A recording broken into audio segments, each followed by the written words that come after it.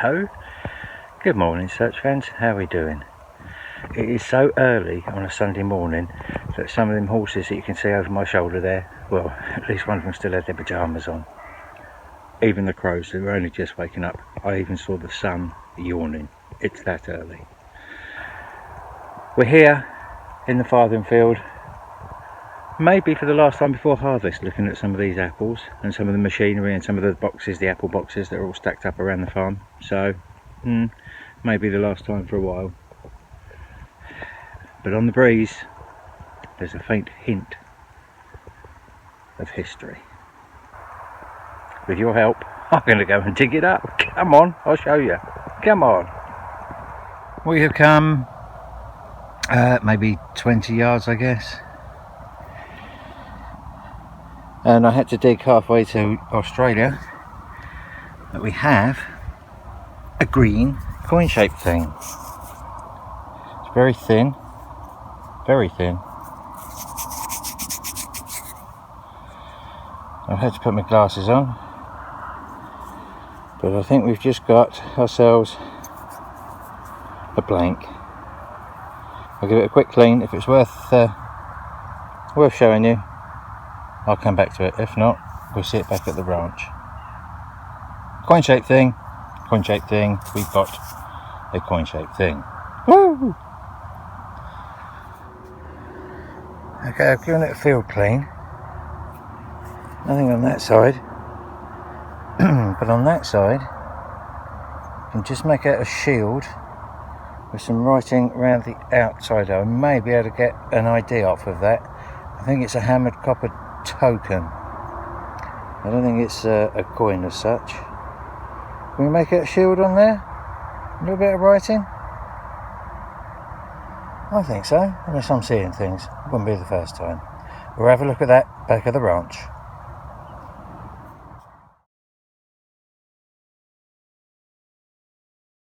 Now, it's not the first one I've found, but you do have to ask yourself, in the middle of an orchard, why? Fruit keyhole! Keyhole. Or key plate, as they call them. There you go. Why? Why? Well, it's round. It's come out of the clod. Should we have a look together? I've not touched it.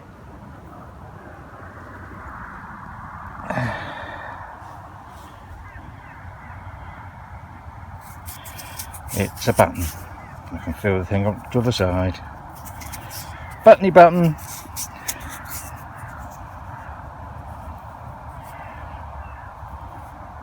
Getting quite a collection of these pewter buttons now. Button number 1 actually. Whee! As you can see from the carnage, that was another big search, but it nearly took my ears off, hence the fact that I kept going. It's alright, isn't it? Is that 200 years old? Gotta be, isn't it? It's not a webbing buckle, it's before them. Victorian at the latest. Very good. Now, I don't think you can get more lead weightish in size, colour and style. The size of that thing. Ka-dunk. Nearly gave me a headache, that did. Lead weight, without question. Very nice. Look at the mess I've just made of the poor man's field. I kept going, it was a big signal, and I knew it was there. I knew it was special. Sometimes you just feel it in your bones. Sometimes the detecting gods all line up and say, there you go, searcher boy, have a great find. So I kept going. I dug the one hole and it moved, and I thought, well, what the hell? So I moved over to another hole, and there's some spoil over there, and I've got to fill it all in. But the find, oh,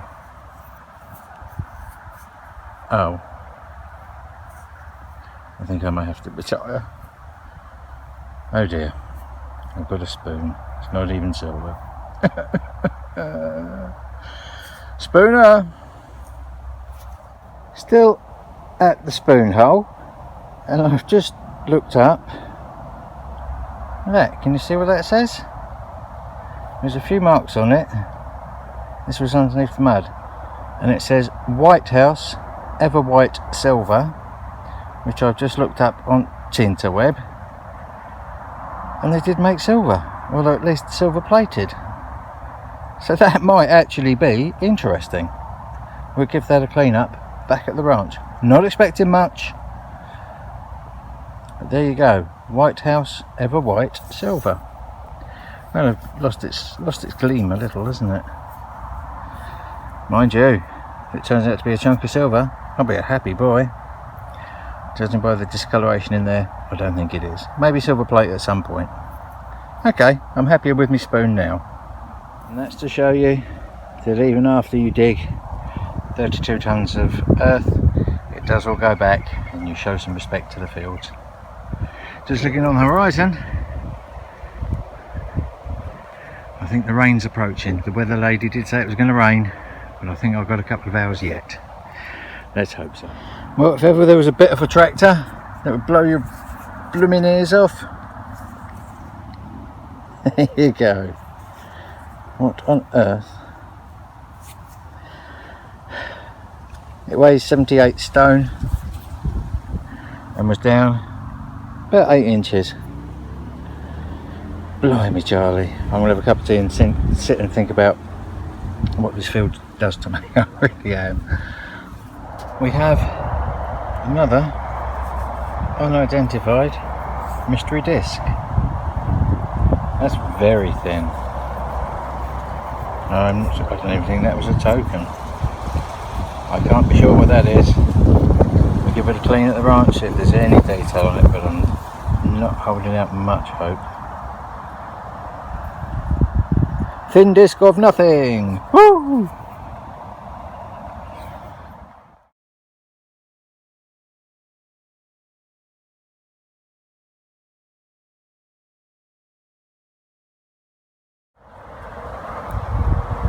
A crude bar of some kind.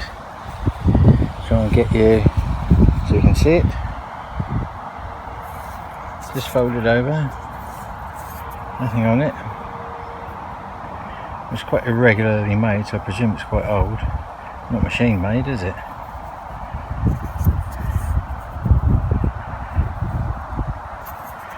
I don't know what that is. Nothing new there. Cool though. It's one of them. It's a pretty good one of them as well. Excellent. Thought I had a coin to show you, but it's a token. It's a nice token, it's an old one. Nothing on that side. But that's alright, isn't it? The weather's closing in a bit now, as the weather lady said it was. The breeze is getting up. I've probably got half an hour or so before I get drenched. So, Simplex, are you listening? Are you listening? We're going home in a bit. That means it's going to give me a coin. You watch. The Simplex may have just done it again. I haven't cleaned. It's just come straight out there. Only shallow. I've got about 200 yards before I'm going home. Is it? Don't know. I don't know. Let's give it a clean. Can you see what that says? This is the face of a very happy man. It says 1 Skilling Dansk 1720. Now Dansk is Denmark, Germany, Denmark I think. So we've got Danish hammered silver, Viking silver, Viking silver. I'm so happy. Hammered, just hammered.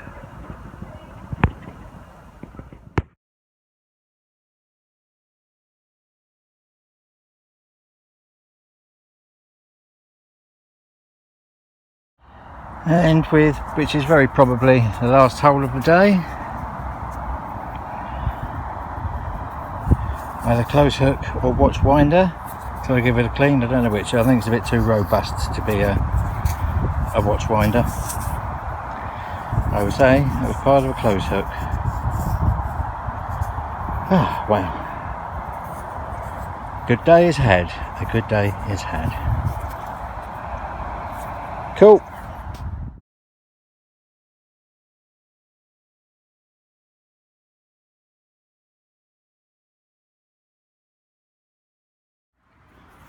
How nice is that? It's old. Had a pattern on it at some point.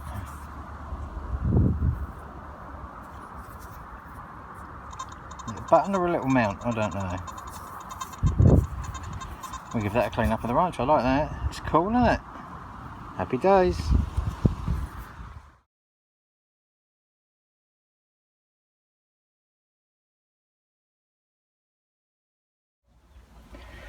Watch guys, I'm back at the ranch. I'm here and we're joined by detective dog Jack. Say hello, Jack. There you go. Hello, yes. Right, let's have a quick go through of what we found. This is all the detritus that you put at the bottom of your bag and you don't really think about until you come to throw it away.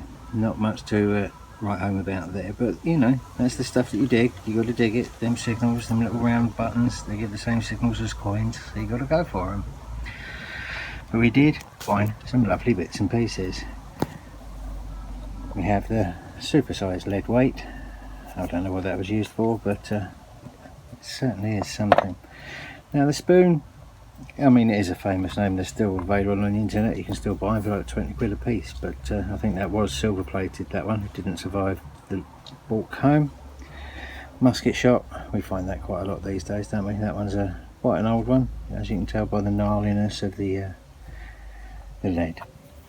Absolutely no idea what they're doing in the middle of the field, but it's not the first one that I found over there. We've got a couple of nice lead tokens.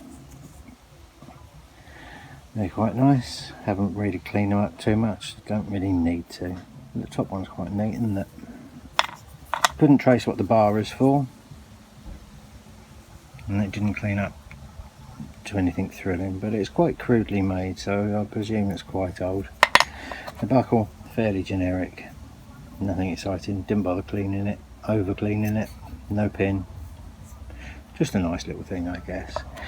Now, you saw this come up with me and I thought it was a close hook. It is not. It is a number 3 watch winder. Alright, it's a bit toasted, but that, I believe, is gold inlay. I believe it is. I mean, it's not lost any of its shine. Look at that.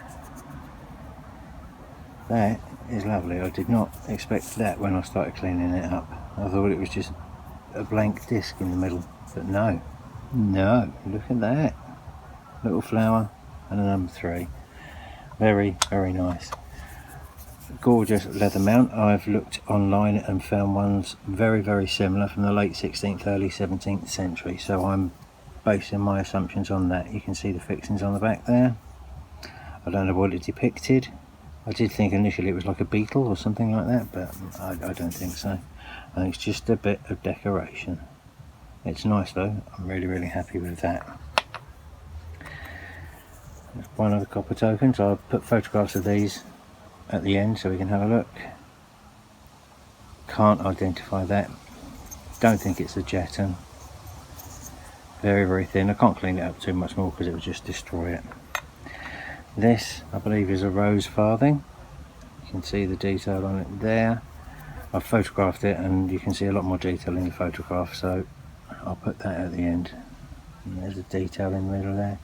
Little rose farthing, can't get a date off it. Very, very thin, very, very fragile. Too much more cleaning and I will ruin it. But definitely, definitely the star of the show. Look at that. I think it's a very, very low quality silver because it's not going to clean up much more than that.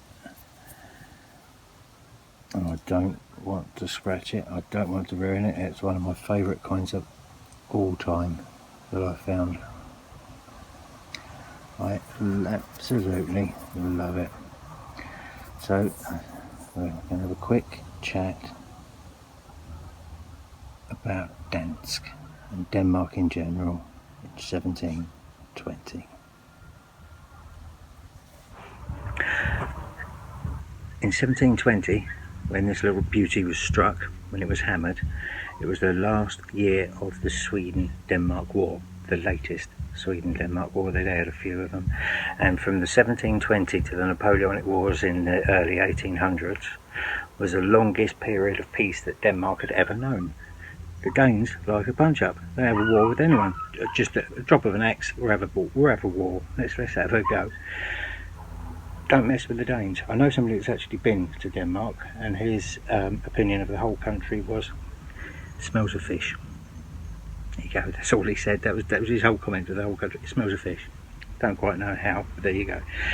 This is the from King Frederick IV, who was king from 1699 till his death, or day after his 59th birthday in 1730. He was king of Denmark and king of Norway, both at the same time, but not Sweden.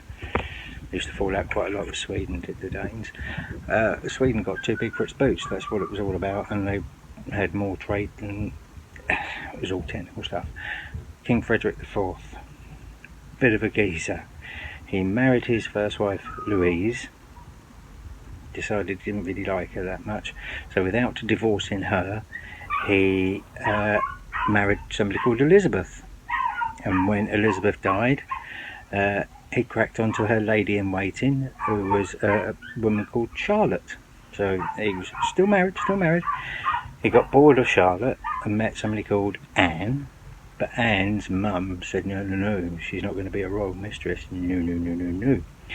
So he wed her secretly. He's still married to his first wife. So he secretly married this other one.